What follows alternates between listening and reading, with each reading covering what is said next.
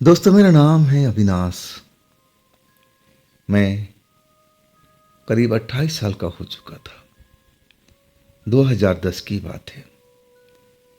मेरी पत्नी मुझसे तलाक ले चुकी थी।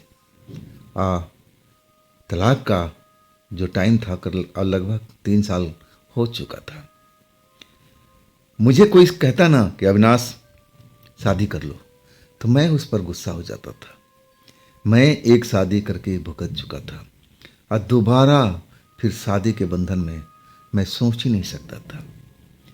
हम अच्छी तरह से जानते थे कि मैं अब इस झमेले में कभी नहीं पड़ूंगा। जो दुर्गति मेरे साथ में हुई थी वो मैं दोबारा करवाना नहीं चाहता हूँ। लेकिन जो मेरा मामा का लड़का था ना, वो कहता है कि अविनाश भाई कब तक रहोगे कुंवारे। मैंने बोला कुंवारा कहाँ है, शादी भी हो गई और तलाक भी हो गई, बात खत्म। अब मैदान खाली है। अब ना किसी का डर ना कोई फिक्र। और वास्तव में जब हमारे परिवार वाले मुझ पर कहते थे कि बेटा इसको इस बात को भूल जा जो तेरे साथ में हुआ, अब दूसरा हम लड़की देखते हैं, तब मैं उनको मना कर देता था कि नहीं मामा, नहीं पिताजी, ऐसा काम मत करना। अब मैं शादी नहीं करूँगा। शादी के नाम से मुझे चिढ़ हो चुकी थी और आखिरकार मैं टालता ही रहा कि नहीं, शादी मुझे नहीं करना है। मैं जॉब करता था। अब मैं अपना सारा फोकस अपने काम पर लगा रखा था। कॉल सेंटर था। समय से ड्यूटी जाना, दोस्तों के साथ मिलना, शाम को पार्टी वार्टी करना, ऐसा ही चलता था। मैं ऐसे ही समय व्यतीत करता था और कभी कभी हमारी ड्यूटी चेंज भी होती थी। अब तीनों शिफ्ट चलता था, ए बी सी, और हर 15 दिन के बाद बदल जाता था शिफ्ट। ये जो घटना मेरे साथ में घटी थी ना, ये बी शिफ्ट की बात है। जब मैं अपनी शिफ्ट ख़त्म करके और अपने घर की तरफ लौट रहा था, क्योंकि रात ज़्यादा हो चुकी थी। मेरे पास अपनी खुद की कार थी। अब खुद अपना कार चलाता हुआ और चला जा रहा था रोड पर अपने घर की तरफ में। मैं अपने पत्नी के बारे में सोचता था जो मुझसे तलाक ले गई थी। आखिर उसमें मेरा कसूर क्या था। सब कुछ वो एकदम छोड़ छाड़ करके चली गई। एकदम जो रिश्ता था ना, वो जरा भी उसको परवाह नहीं किया। खैर, मैं ज़्यादा दिमाग लगाता ना इस उस बात में, तो मेरा सर फटने लगता था और मैं इस विषय में सोचना भी नहीं चाहता था। और वैसे ही अपनी कार अंधेरी सड़क पर चलाता हुआ और निकलता जा रहा था। अभी जो मेरा घर था ना, करीब आधे घंटे की सफ़र पर था। अब मैं सड़क पर जो देखा ना, तो मैं रुक गया। एक लड़की थी और वो हाथ दे रही थी, लिफ्ट मांग रही थी। हालांकि मैं जानता था कि रात के टाइम लिफ्ट देना ठीक नहीं होता है, लेकिन ये जो सड़क थी ना, मेरी जानी पहचानी थी। अब मेरे घर का करीब था। ऑफिस से ये घर, मेरा सड़क हर रोज़ का आना जाना था। इस सड़क पर ऐसा कुछ मैंने आज तक देखा नहीं था, ना महसूस किया था, ना सुना था। ये सड़क पूरी तरह से सेफ थी। मैं जब उस लड़की को देखा ना, तो कार रोक दिया। शायद उसको सवारी नहीं मिल रही होगी, टैक्सी नहीं मिल रही होगी, ऑटो नहीं मिल रहा होगा। अब रात भी ज़्यादा हो चुका है। मैं उसके पास कार रोक दिया। वो दौड़ के मेरे पास आई और सीधी बोली, बहुत बहुत धन्यवाद, आपने कार रोक दी, मुझे आगे जाना है, अब कोई सवारी नहीं मिल रही है। जब मैंने उसकी आवाज़ सुनी ना, इतनी मधुर आवाज़ थी कि मैं उसकी आवाज़ में खो सा गया था। चेहरा जैसे आवाज़ मधुर, वैसे चेहरा भी बहुत सुंदर और देखने में किसी बड़े घर की लग रही थी, जैसा उसने पहनावा पहन रखा था। मैंने अभी गेट खोला नहीं था, खिड़की खोला, शीशा। अब पूछा कि बस कहाँ जाइएगा आप, कहाँ तक जाना है। वो कहने लगी बस इसी रोड पर आखिरी में हम जाएंगे, ज़्यादा दूर नहीं है, आप हमें छोड़ दीजिए ना, वहाँ तक कोई साधन नहीं मिल पा रहा। मैंने एक नज़र ससरी निगाह डाली उस पर। मैं उस वक्त भी सोच रहा था कि कहीं मैं गलत तो नहीं फंस रहा हूँ। लेकिन जैसे वो लड़की थी ना, मुझे लग नहीं पा रहा था कि वो कोई गलत हरकत मेरे साथ में करने वाली है। एकदम शरीफ सी लड़की, आवाज़ भी मधुर, चेहरा खिला हुआ मध और अच्छा चेहरा, सुंदर चेहरा। मैं तो देख करके एकदम खोस आ गया था। और तलाक के मेरा शादी का 3 साल बीत चुके थे। अब मैं जब उस लड़की को देखा ना, तो मन एकदम बाग बाग हो चुका था। मैं सोचा कि काश लड़की मेरी फ्रेंड बन जाती। शादी के बारे में तो मैं कभी सोच भी नहीं सकता था। मैंने अब गेट खोल दिया। हाँ हाँ, आ जाइए, चलिए मैं आपको छोड़ दूंगा। वो अगली सीट पर आ करके बैठ गई और मेरी तरफ देख करके दोबारा से धन्यवाद बोली। देखिए, मैं काफ़ी देर से खड़ी थी कि कोई टैक्सी मिल जाए, कोई ऑटो रिक्शा मिल जाए, लेकिन मिल नहीं पा रहा था। बस आप ही मुझे लिफ्ट दिए हैं।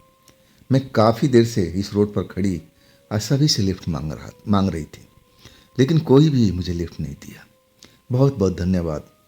मैंने बोला कोई बात नहीं जी। अब लोग बाग आज का जो माहौल है ना, वो अब थोड़ा डर जाते थे। मैं भी सोच में पड़ गया था कि कार रोकूं या ना रोकूं, कि आजकल ऐसे मामले सुनने में आते हैं कि लिफ्ट दे करके कोई लड़की लूट लिया, तो इंसान तो डर ही जाता है ना। ये भी मैं ही सोचा था पहले, लेकिन मैं जब आपको देखा ना, तो मुझे नहीं लगा कि आप हमारे साथ में ऐसा करेंगे। वो लड़की मुस्कुरा पड़ी और वो चमकते हुए दांत सुंदर सफ़ेद और भी सुंदर लग रहे थे। हंसी एकदम मधुर, जैसे मंदिर की घंटी बज रही हो। मैं तो बस उसके ख्यालों में खो गया था। मैं अभी भी कार नहीं चलाया था, बस उससे बातचीत कर रहा था। तब वो कहने लगी, क्या रात को यहीं रुकने की इरादा है कि चलिएगा भी? क्या आपको देर नहीं हो रही? आपको घर नहीं जाना है? तब मेरा होश आया कि हाँ, बात तो सही है, मैं यहाँ पर क्यों रुका हूँ। मैं कार को आगे बढ़ा दिया। इसके बाद बात का सिलसिला शुरू हो चुका था। कार में बहुत नॉर्मल स्पीड में चला रहा था ताकि मैं इससे बहुत सारा बात कर सकूं, क्योंकि ये लड़की मुझे पसंद आ चुकी थी, मेरे लायक थी। मैंने उससे पूछना शुरू किया। पहले नाम से स्टार्ट किया, फिर कहाँ के रहने वाली हो, यहाँ इस शहर में कैसे हो। वो बताने लगी और मैं भी अपने बारे में सब बताने लगा कि मेरे शादी को अब तलाक का, शादी तो हुई, उसके बाद तलाक भी हो गया। 3 साल उसका भी बीते जा रहा है। वो लड़की सॉरी बोली कि जी, मुझे दुख हुआ ये बात सुन करके। मैं कहने लगा, जी आपको इसमें दुखी होने की ज़रूरत नहीं है, ये तो होना ही था। ये जो शादी मेरे पापा ने करवाई थी, अब मैं इसके खिलाफ था, लेकिन वो कहाँ सुनते। आखिरकार वही हुआ जिसका मुझे कल्पना था। अब वो लड़की मेरे से ज़्यादा इम्प्रेस हो गई थी और एक तरह से हम इतने घुल मिल गए थे। वो 15-20 मिनट का रास्ता और उसी में हम दोस्त बन चुके थे। मैं कार भी धीरे चला रहा था, टाइम को मैं पास कर रहा था कि जितना धीरे चल सकूं उतना ही बेहतर है, उससे हमारी नज़दीकियाँ और बढ़ेगी। और वही हुआ। वो लड़की मुझ पर इतना इम्प्रेस हो चुकी थी, अब मैं भी तो उसको बहुत चाहने लगा था।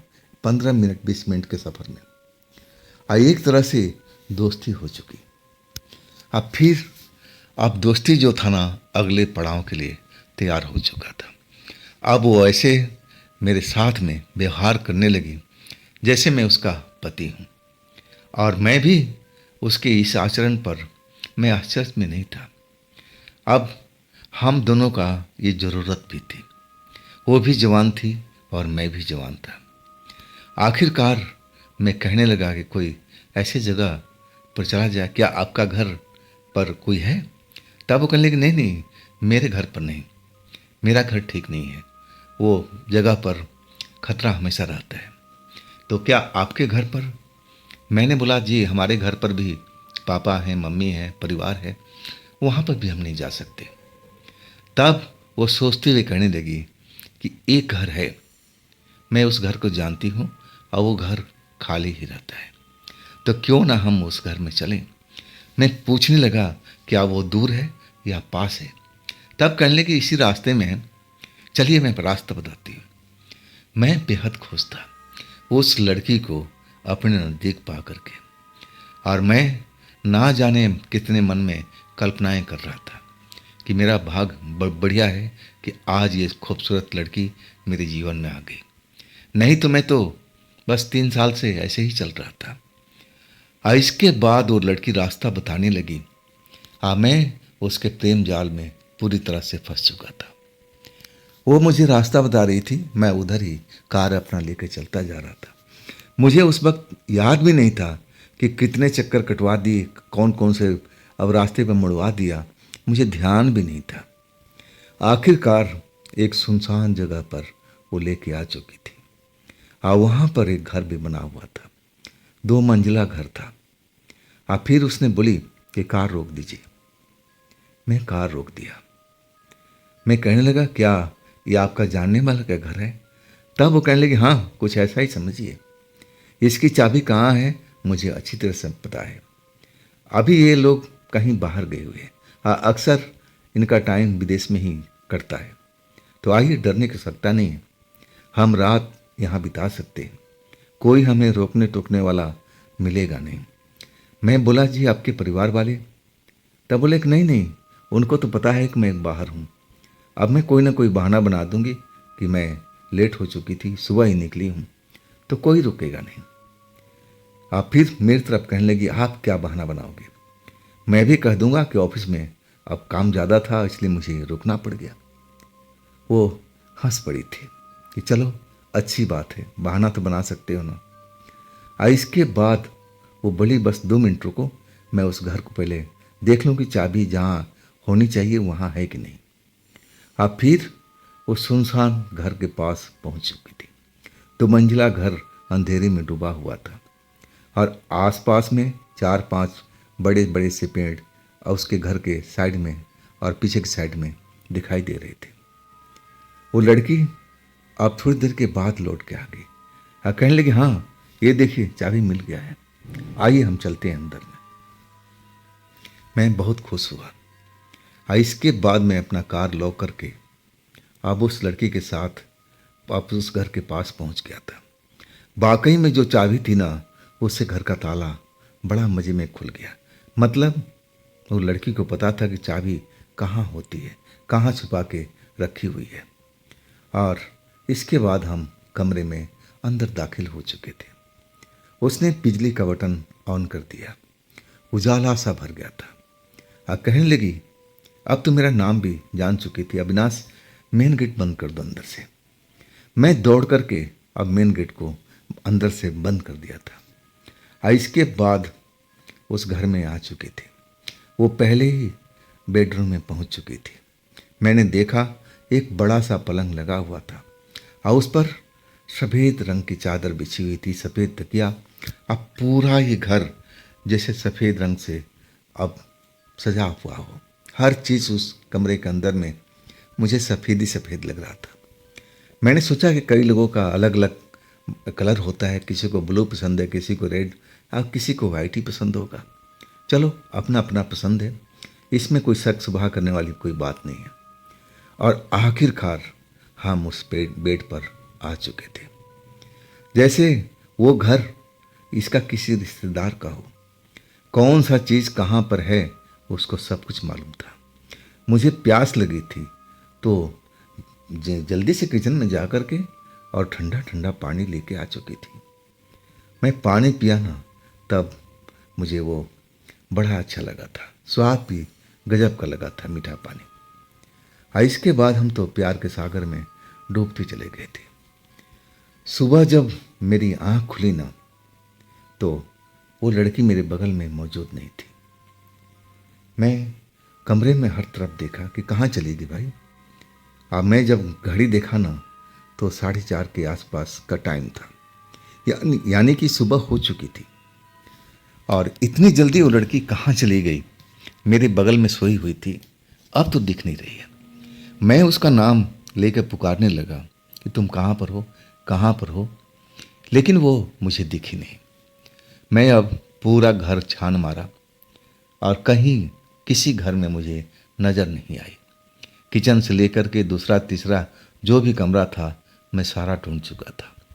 ऊपर की मंजिल पर गया तो वहाँ ताला लगा हुआ था। सीढ़ियों पर ग्रिल का गेट बना हुआ था, एक बड़ा सा ताला उसमें लटका हुआ था। और मैं फिर अब सीढ़ियों से वापस लौट आया था। मैं अब थोड़ा सोचने पर विवश हो गया था कि ये लड़की सुबह के 4:30 बजे हैं और बिना बताए हुए ये कहाँ चली गई। अगर इसको जाना था तो कम से कम मुझे बोल तो देती कि हाँ अविनाश, मैं जा रही हूँ, अगर तुम्हें चलना है तो तुम भी चल लो, मैं भी चल देता।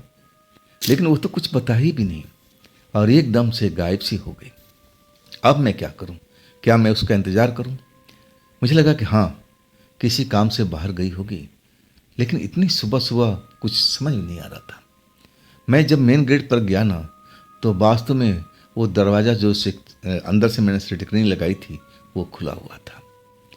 तब मुझे आभास हो गया कि ज़रूर वो कहीं बाहर निकल चुकी है। क्या वो जॉगिंग करने तो नहीं गई? लेकिन मैं बाहर नहीं निकला। फिर बेडरूम में आ चुका था और सोचा कि चलो गई होगी तो आ जाएगी, अब इसमें डरने वाली क्या बात है, जो होगा देखा जाएगा। अब पलंग पर लेट चुका था और कब मुझे दोबारा आंख लग गई पता भी नहीं चला। जब मेरी आंख खुली ना, तो सूरज की किरणें अब हमारे खिड़की से छन करके मेरे बिस्तर पर आ चुकी थी और उसी वजह से मेरी आंख खुली। मैंने घड़ी देखा तो सुबह के 7:30 बज रहे थे। मैं जल्दी से उसका नाम पुकारना शुरू किया कि क्या तुम आ चुकी हो, लेकिन कोई जवाब नहीं। मैं पूरा कमरा फिर छान मारा कि होगी तो अंदर होगी, लेकिन थी ही नहीं। मेन गेट पर मैंने खुला ही छोड़ दिया था, क्योंकि अगर बाहर गई तो बंद करना ठीक नहीं, ना जाने कब किस वक्त में आ जाए। और फिर मैं मेन गेट में गया तो जैसे दरवाज़ा खुला हुआ था, अंदर से लॉक लगा ही नहीं था, वैसे वैसे था। अब मैं सोचा कि अब क्या करूं। मुझे लगने लगा कि अब यहाँ से चलना चाहिए। शायद उसको कोई काम आ गया हो और वो निकल गई हो, मेरा मानना यही था। और इसके बाद वो जो ताला चाबी था, मुझे मालूम था कि कहाँ पर रखना है चाबी को। और उसी जो जगह पर मुझे बताई थी कि इस जगह पर हमने चाबी उठाई है, तो वो जगह मैं देख चुका था। मैं ताला बंद करके चाबी उसी जगह पर रख दिया था। अब फिर अपनी कार स्टार्ट करके अपने घर पहुंच गया था। अब वाकई में वो सुबह में पापा पूछ रहे थे कि कहाँ रह गया। मैंने बहाना बना दिया था कि मैं ऑफिस में रुक गया था, काम अब दोबारा मेरा अब कोई ऐसा फंसा हुआ था जिसके लिए मुझे रुकना पड़ा, बहाना बना दिया था। लेकिन मैं उसी लड़की के बारे में सोचता रहा दिन भर। मैं फिर अब बी ड्यूटी थी, मुझे दोपहर में मुझे तैयार होकर के ऑफिस भी जाना था। लेकिन मेरी सोच में वो हमेशा रही। कोई भी काम करता था ना, तो जैसे लग रहा कि मेरे सामने खड़ी हो, और उसकी हंसी जैसे लग रहा था कि बिल्कुल मेरे पास में हंस रही हो। मैं उसी के बारे में सोचता रहा हमेशा।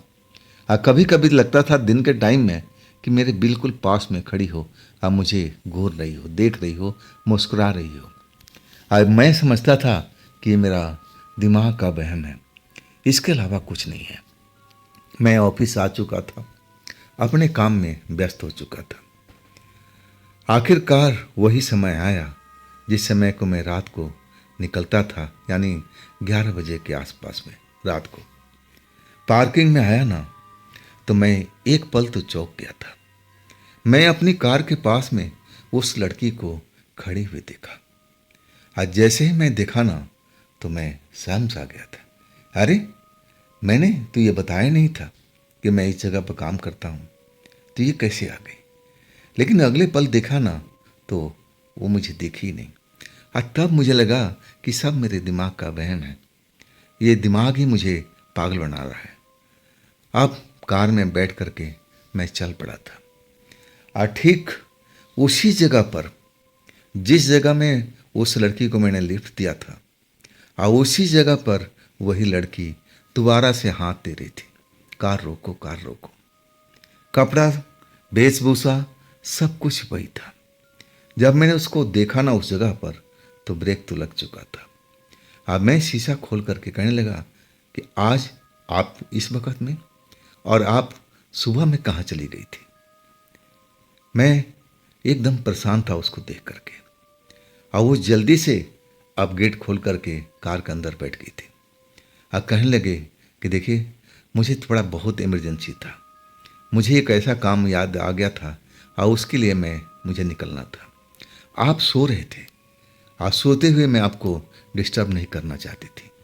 मुझे मालूम था कि आप जब उठोगे ना तो मुझे ना पाके आप परेशान होंगे, लेकिन वो काम ही ऐसा था, इसी वजह से मुझे सुबह भागना पड़ गया था।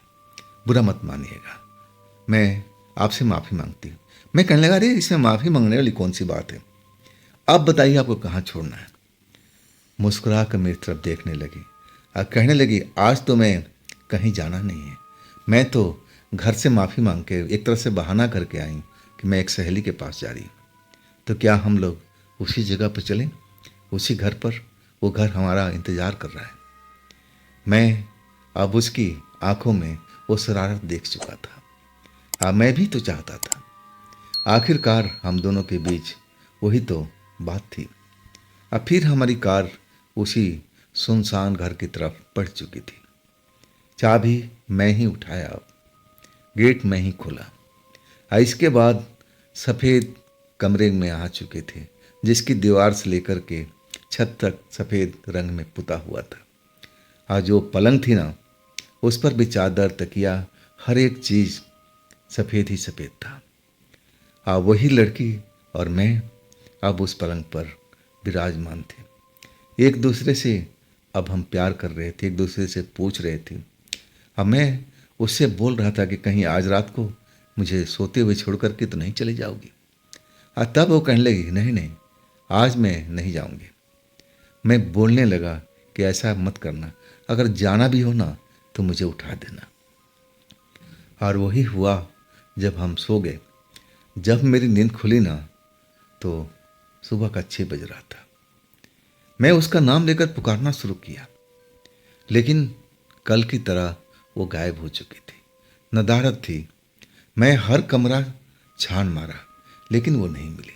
मेन गेट पर गया तो देखा जो दरवाज़ा अंदर से मैं लॉक कर रखा था वो खुला हुआ था, मतलब आज भी जा चुकी है।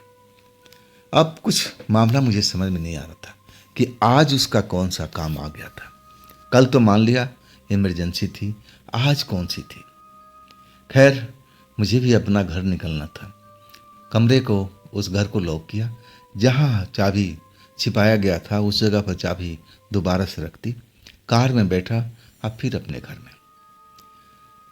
में आज भी बहाना बनाना पड़ा कि पिताजी अब कुछ दिन ऐसा ही चलेगा, डबल डबल मेरा काम अब करना पड़ रहा है। पिताजी मेरी तरफ देख रहे थे, उनको शायद विश्वास नहीं हो रहा था। जब मैं जो बहाना बना रहा था ना, शायद उनको हजम नहीं हो रहा था, लेकिन कुछ बोले नहीं, बस मेरी तरफ देख करके और वो चले गए। मैं बोला, चलो मामला अब ख़त्म हुआ। मैं खुश था कि पिताजी मुझसे कुछ ज़्यादा सवाल नहीं पूछे। इसके बाद मैं 1-2 घंटे आराम किया। इसके बाद जब मैं फ्रेश होने लगा और भोजन करने लगा, तब भी मुझे वो लड़की एहसास दिलाती रही कि मैं इसी जगह पर हूँ। मुझे उसकी हंसी कानों में आवाज़ आती थी, और कभी कभी तो ऐसा लगता था कि मेरे बगल में ही खड़ी हो। फिर मैं आज समझने लगा कि ज़रूर ये मेरे दिमाग का भ्रम है और ऐसा कुछ भी नहीं है। मैं अपने ऑफिस पहुंच चुका था दोपहर में, रोज की तरह, और अपने काम में मशगूल हो चुका था। फिर वही रात आई। 11 बजे मेरी शिफ्ट ख़त्म हुई। इसके बाद में जैसे ही पार्किंग के अंदर पहुंच रहा हूँ, वो लड़की वाकई में उसी कार के पास मुझे दिखी। आज जैसे ही दिखी ना तो मैं देखता ही रह गया था, आंखें बिल्कुल झपकाना बंद कर दिया। आज जब मैं कार के पास पहुंच गया ना, तब भी वो मुझे नजर आ रही थी। मुझे लगा कि ये जरूर मेरा दिमाग का भ्रम है। अभी मैं आज आंख झपकाऊंगा और ये गायब हो जाएगी। लेकिन मैं आंख कितनी बार झपका चुका था, लेकिन वो गायब नहीं हुई, वैसी ही थी, मुस्कुरा रही थी। आज जब मुझे विश्वास हो गया कि अरे ये तो इसी जगह पर है, इसको कैसे पता कि इस जगह पर मैं काम करता हूँ। और तब वो मुस्कुराते हुए कहने लगी, अविनाश हैरान हो गए। मैं बोला, हाँ हैरानी वाली बात है, आप यहाँ पर कैसे। कहने लगी कि मैं इसी ऑफिस में पहले भी काम करती थी। आपको मेरी एक सहेली थी जिसको मैं मिलने के लिए आई थी। अब मैं आपका कार को देखी, नंबर मुझे याद था, और तब मुझे एहसास हुआ कि वास्तव में आप इसी जगह काम करते हो और इस टाइम में आप छूटोगे, इस शिफ्ट में। जब वो बोलने लगी ना तो मैं उसको देखता ही रह गया। और इसके बाद कहने लगी, क्या हो गया, कहाँ खो गए। मैंने बोला, खोया नहीं, मैं कुछ समझ नहीं पा रहा हूँ, ये सब क्या हो रहा है। मैं अपने आप को अंदर सवाल पूछ रहा था कि ये लड़की कल भी मुझे दिखाई पड़ी थी, लेकिन कल गायब हो चुकी थी, लेकिन आज मेरे सामने खड़ी है और मुझसे बातचीत कर रही है। आखिरकार कहने लगी, क्या हम पार्किंग में यहीं रहेंगे कि चलेंगे भी। उसका इशारा साफ था। अब मैं भी खुश था उस लड़की को देख कर के कि चलो अब इसी जगह पर ये लड़की मिल गई तो हम फिर चलते हैं। और फिर लड़की से बातचीत करते हुए हम पार्किंग से निकल चुके थे। रोड पर आए, आप उस सुनसान घर पर पहुंच चुके थे। चाबी मैं ही उठाया और गेट मैं ही खोला। इस बार सफ़ेद कमरे में आ चुके थे। अब मैं लड़की से कहने लगा कि तुमने तो मना करने के बाद भी तुम निकल गई थी, तुमने मुझे जगाया क्यों नहीं।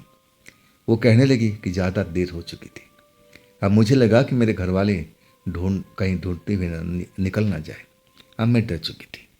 मैं आपको उठा रही थी लेकिन आप गहरी नींद में थे। आप कह रहे थे कि नहीं मुझे सोने दो, मैं बाद में चला जाऊंगा। लेकिन जहाँ तक मुझे याद है ना, वो लड़की मुझे उठाई नहीं थी। अगर उठाई होती तो मैं ज़रूर उठ जाता। लेकिन अब मानना ही पड़ा कि हो सकता है कि मेरे साथ में ऐसा ही हुआ हो। इसके बाद वही सिलसिला, प्यार मोहब्बत और लंबी बातचीत। फिर हम सो चुके थे।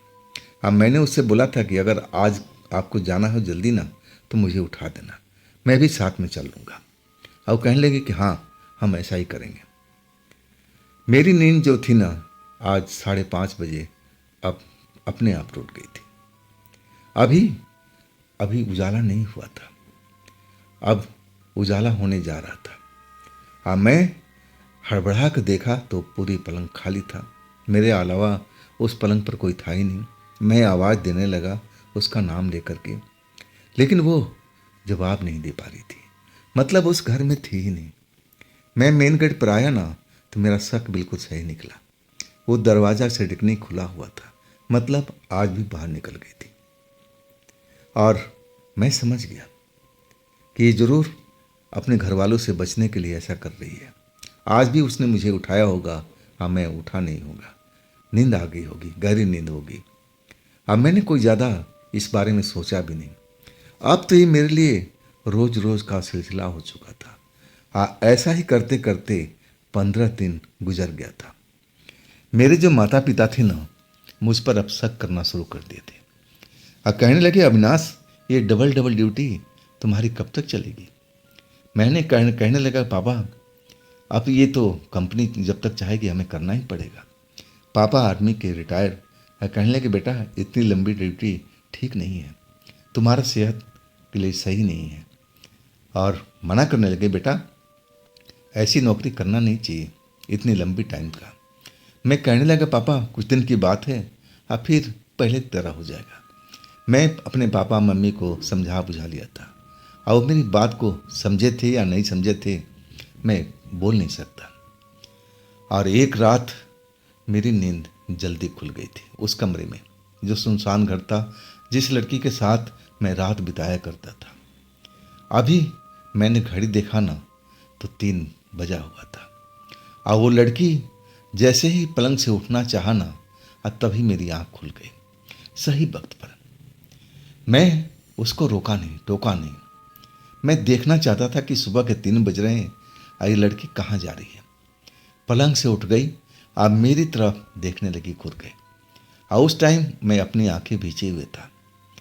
आज जब उसको तसल्ली हो गया कि हाँ मैं सो रहा हूँ ना, तब फिर वो कमरे से बाहर निकल गई। मैं भी जल्दी से उठा और सीधा बाहर दरवाज़ा खोली और फिर बाहर निकल गई। मैं भी दरवाजे के पीछे निकला। मैं देखा कि वो पार्क में जा रही थी। अब उसको तो मेन सड़क से जाना चाहिए, मेन रास्ते से जाना चाहिए था, लेकिन वो पार्क में घुस चुकी थी। पार्क में वहाँ पर बड़े बड़े पेड़ खड़े थे और एक पेड़ के पीछे जा कर के जैसे छिप गई हो, और उसके बाद मुझे वो नजर ही नहीं आई। मैं हैरान परेशान, जो होना था मैं हो चुका था। आज सही मायने में मेरा रूह कांप गया था कि आखिर ये जिस लड़की के साथ मैं इतनी रातें बिता चुका हूँ, और वो लड़की एक पेड़ के पीछे जा कर के कहाँ गायब हो गई। लेकिन मैं इतना खौफ में आ चुका था ना कि मैं उस पेड़ के पास जा नहीं रहा था देखने के लिए कि आखिर वो पेड़ के पीछे क्या है, कहाँ लड़की चली गई। हिम्मत बहुत किया, लेकिन हिम्मत जो था ना टूट जाता था। मैं अब कुछ समझने लगा था, कहीं मैं गलत रास्ते पे तो नहीं चल रहा हूँ। इसके बाद अब विश्वास तो मन को दिलाना था। मैं सोचने लगा कि जरूर पेड़ के पास चलना चाहिए। इसके बाद मैं उस पेड़ के पीछे गया तो देख करके हैरान रह गया, वहाँ लड़की थी ही नहीं।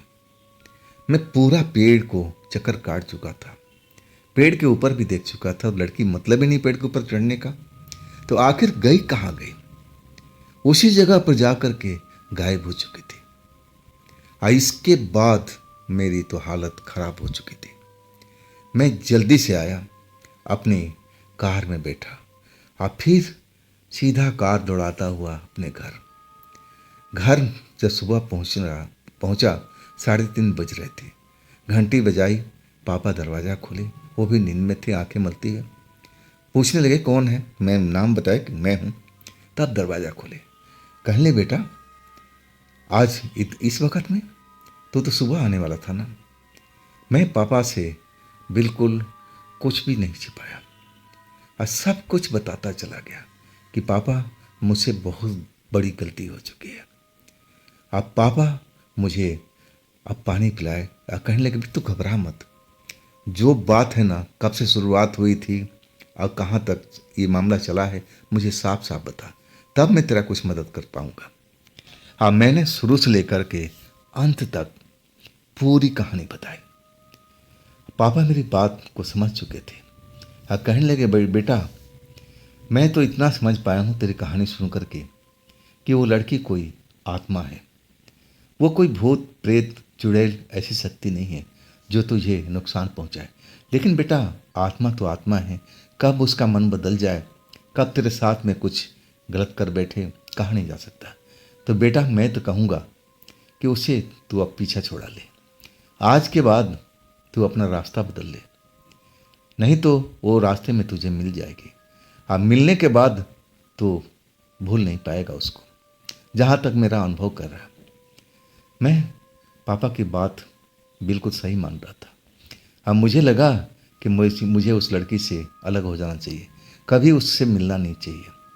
अब फिर मैंने वही किया। ऑफिस से मैं अब एक अलग रास्ता ले लिया था जो काफ़ी लंबा था, और उस रास्ते पर वो लड़की मुझे कभी दिखाई नहीं दी। मैं अपने घर पर आ जाता था वक्त पर। पापा इंतज़ार करते रहते थे, फ़ोन करते रहते कि बेटा कहाँ रह गया, कब तक आएगा। अब मेरी जो ड्यूटी थी ना अब बदल चुकी थी, अब मेरी ड्यूटी मॉर्निंग की आ चुकी थी। और तब मुझे बड़ा राहत महसूस हुआ था। अब वो क्या चीज़ थी मुझे कुछ भी नहीं मालूम, जो भी चीज़ होगी, लेकिन उसने मेरे साथ कोई बुरा नहीं किया है। और मैं हमेशा एक उसको नॉर्मल लड़की की तरह मानता रहा, जरा भी ऐसा कोई बदलाव नहीं था उसमें कि मैं उसको कोई भूत प्रेत चुड़ैल मानूं। मेरे लिए तो वो जिंदा इंसान की समान थी। और उस रात जब मैं अपनी आंखों से नहीं देखता ना तो मैं विश्वास ही नहीं कर पाता। वो पेड़ के पीछे जा कर के जैसे अदृश्य हो चुकी थी, फिर वो मुझे कभी नज़र नहीं आई। हाँ वाकई मैं उस जॉब को कुछ दिन के बाद में छोड़ चुका था। पापा जैसे जैसे बता रहे थे मैं उनका कहना मान रहा था। कहने लगे बेटा तू दिन की ड्यूटी कर ले, ये शिफ्ट वाला काम छोड़ दे। और उसके बाद मैं शिफ्ट की नौकरी छोड़ ही चुका था। मैं अब जनरल ड्यूटी करता था। पापा कहने लगे, बेटा अब देख, तुझे शादी कर लेना चाहिए। ये अक्सर ऐसे लोगों के साथ में घटनाएं घटती रहती है। अब पापा की बात मैं भी मान गया था। अब एक लड़की से शादी हो चुकी थी, बिल्कुल सिंपल, मंदिर में कहा जाए तो, बिना कुछ शोर शराबा का। अब मैं चाहता भी नहीं था कि ऐसा कुछ मैं बारात लेके जाऊं और पैसा खर्च करूं और लंबा तगड़ा फंक्शन करूं। अब मैं चाहता था कि चुपचाप बिल्कुल शांति से हमारी शादी हो। अब वास्तव में जब मेरी शादी हो गई ना, मैं अपनी पत्नी को अब ख्यालों में खो चुका था और उस लड़की को मैं भूल ही चुका था। और वो लड़की उस रात के बाद मुझे कभी भी नहीं मिली। मैं उस रास्ते से अब गुजरता नहीं था। अगर मैं उस रास्ते से गुजरता तो ज़रूर लड़की उसी जगह पर खड़ी मिलती या मुझे पार्किंग में मिलती। लेकिन वो पार्किंग में एक ही रात मिली थी। उसके बाद उसी जगह पर जहाँ पर मैं पहली बार उसको देखा था, जहाँ पर मैं कार रोका था, जहाँ पर उसको लिफ्ट दिया था। तो दोस्तों, ये थी कहानी आज की अविनाश जी का। ये कहानी आपको कैसी लगी ज़रूर कमेंट में बताइएगा। दोस्तों, अगर आपके पास भी ऐसी कोई घटना है, कोई कहानी है जो आप मुझे बताना चाहते हैं, तो आप मुझे इंस्टाग्राम पर या मेरे व्हाट्सएप नंबर पर अपनी कहानी को आप भेज दीजिएगा। और दोस्तों, ये भी चैनल आप ही का है, इसको भी अपना प्यार दीजिए, लाइक कीजिए, सब्सक्राइब कीजिए, शेयर कीजिए। और फिर हम मिलते हैं अगले रोज़ एक नई कहानी के साथ में। आप लोग अपना ख्याल रखिएगा। नमस्कार।